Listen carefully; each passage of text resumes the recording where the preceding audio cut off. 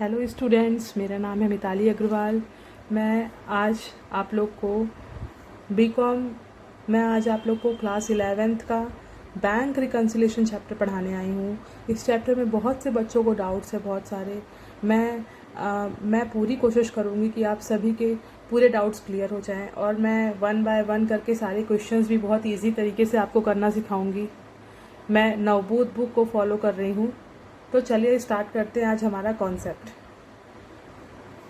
तो हमारे चैप्टर का नाम है बैंक रिकन्सिलिएशन स्टेटमेंट, जिसको हिंदी में हम बैंक समाधान विवरण भी बोलते हैं। ये किस लिए बनाया जाता है? इसको बनाने का मेन पर्पस जो होता है वो कैश बुक और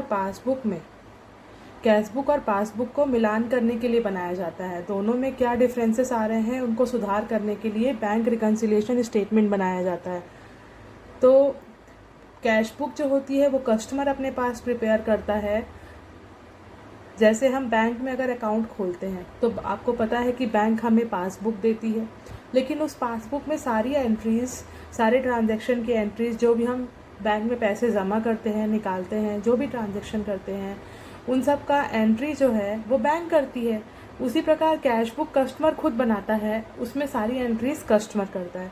तो उन दोनों में जो डिफरेंसेस आते हैं वो क्यों आ रहे हैं, किस वजह से आ रहे हैं, उनको सुधार करने के लिए बैंक रिकन्सिलिएशन स्टेटमेंट बनाया जाता है।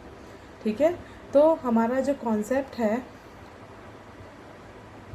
पहला कॉन्सेप्ट हमारा ये है फॉर ऑल डेबिट बैलेंसेस, मतलब सभी डेबिट बैलेंसेस के लिए क्वेश्चन में हमें दिया रहेगा balance as per cash book या पासबुक।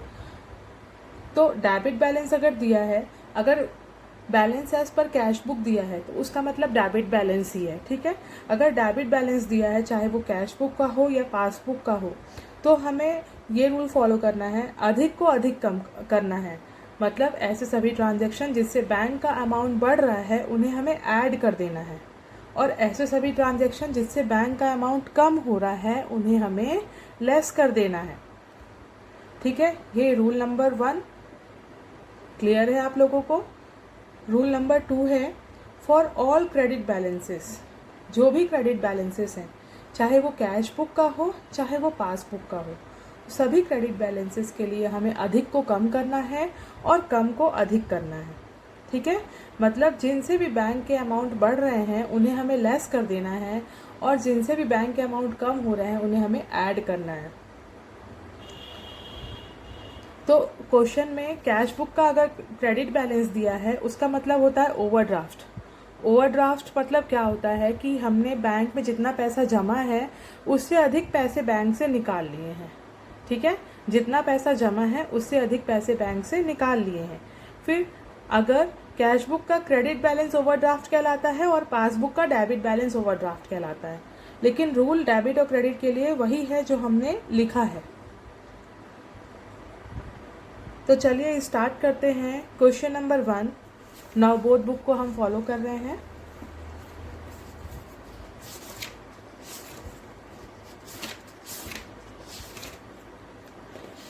हमारी बुक में क्वेश्चन नंबर 1 दिया हुआ है, 30 अप्रैल 2000 को ए के बैंक खाते में उसकी रोकड़ बही के अनुसार 40,000 रुपये नामे थे। On 30th April 2000, there was a debit balance of 40,000 in the bank account of A. आगे पाया गया account of A as per his cash book, it has subsequently discovered that. क्या पाया गया आगे? पहले नंबर पे लिखा हुआ है 62,000 रुपये के बैंक ड्राफ्ट, बैंक में जो संग्रहित होकर जमा हो गए लेकिन रोकड़ बही में नहीं लिखे गए। A bank draft of ₹60,000 received in April has been collected and credited in the bank, but the same has not been entered in the cash book. मतलब बैंक ड्राफ्ट जो आए हैं वो बैंक में जमा तो हो गए हैं लेकिन कैश बुक में नहीं लिखे गए हैं। बैंक में जमा हो गए हैं तो क्या होगा, बैंक का अमाउंट बढ़ेगा। तो चलिए स्टार्ट करते हैं क्वेश्चन बनाना। हमारा फॉर्मेट होता है bank reconciliation statement as on, जो भी डेट क्वेश्चन में दी है इसमें 30 अप्रैल 2000 दिया है तो हम वो डालेंगे। फिर पार्टिकुलर्स, डिटेल अमाउंट और नेट अमाउंट का कॉलम बनाएंगे। फिर क्वेश्चन में हमारे debit balance as per cash book दिया हुआ है 40,000, तो हमने नेट अमाउंट वाले कॉलम में जो बैलेंस है कैश बुक का वो लिख दिया, डेबिट बैलेंस दिया हुआ है। अब हम स्टार्ट करते हैं ट्रांजैक्शन करना। पहला ट्रांजैक्शन जो था उसमें था 62,000। A bank draft of ₹60,000 received in April has been collected and credited in the bank but the same has not been entered in the cash book। मतलब एक बैंक ड्राफ्ट जो है, जो बैंक में कलेक्ट कर लिया गया है, जमा कर दिया गया है, लेकिन कैश बुक में जमा नहीं हुआ है। तो इससे क्या होगा, बैंक का अमाउंट तो बढ़ेगा क्योंकि बैंक में पैसे जमा हो गए हैं, तो बैंक का अमाउंट बढ़ रहा है। तो हमारा रूल क्या है, अधिक को अधिक करना है, मतलब ऐड कर देना है, इसलिए हम इसे लिखकर ऐड कर देंगे। अ bank draft credited in bank but not entered in cash book ₹60,000। इस अमाउंट को हम डिटेल अमाउंट वाले कॉलम में लिखेंगे, फिर ऐड वाला जो फाइनल अमाउंट आ जाएगा उसको फिर हम नेट अमाउंट वाले कॉलम में डालेंगे। तो देखते हैं दूसरे नंबर का ट्रांजैक्शन क्या है। लिखा हुआ है cheque amounting to ₹6,000 were deposited in the bank but not yet collected. मतलब 6,000 रुपीज़ के चेक जो हैं बैंक में जमा कर दिए गए हैं, लेकिन अभी तक जमा ही नहीं हो पाए हैं। जमा किए हैं लेकिन जमा नहीं हुए हैं, कलेक्ट नहीं हुए हैं अभी तक। तो इससे क्या होगा, बैंक का अमाउंट क्या होगा, कम होगा। तो हमको कम को क्या करना है, लेस करना है। तो हम 2 पॉइंट बना लेंगे ऐड। पहला वाला ट्रांजैक्शन हमारा ऐड में आया था, दूसरा वाला ट्रांजैक्शन हमारा लेस में आ रहा है। तो लेस वाले में पहला पॉइंट लिखेंगे check deposited but not collected, amount है 6,000। क्योंकि इससे क्या हो रहा है, पैसे बैंक में डिपॉजिट हो गए हैं, पैसे बैंक में डिपॉजिट हो गए हैं बट नॉट अभी तक कलेक्ट नहीं हुए हैं, लेकिन अभी तक। तो इससे क्या हो रहा है, बैंक का अमाउंट कम हो रहा है, इसलिए हम इसे लेस कर देंगे। फिर नेक्स्ट एंट्री है हमारी, the passbook shows a credit balance of ₹350। The passbook shows a credit balance of ₹350 as interest on investment। Passbook में ₹350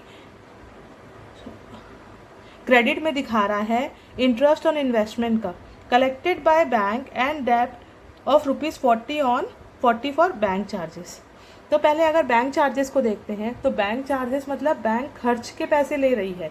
तो बैंक खर्च के पैसे लेगी तो बैंक का अमाउंट क्या होगा, बैंक में किसका खाता खुला होता है, हमारा खाता खुला होता है, हमारे अकाउंट खुले होते हैं।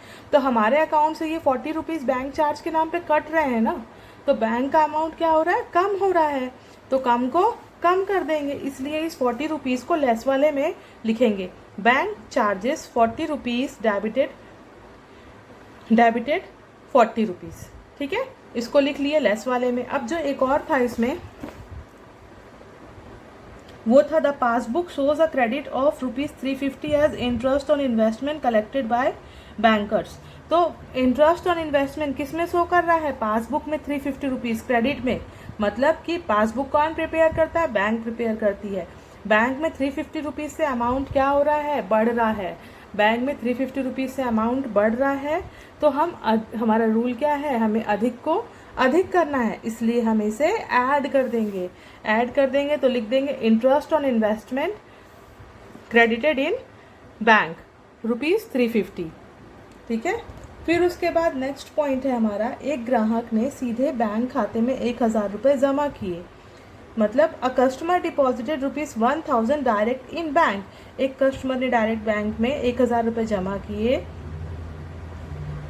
But it was entered only to the passbook. तो a customer deposited ₹1,000 direct in the bank account but it was entered only in the passbook. लेकिन वो केवल पासबुक में एंट्री किया गया है।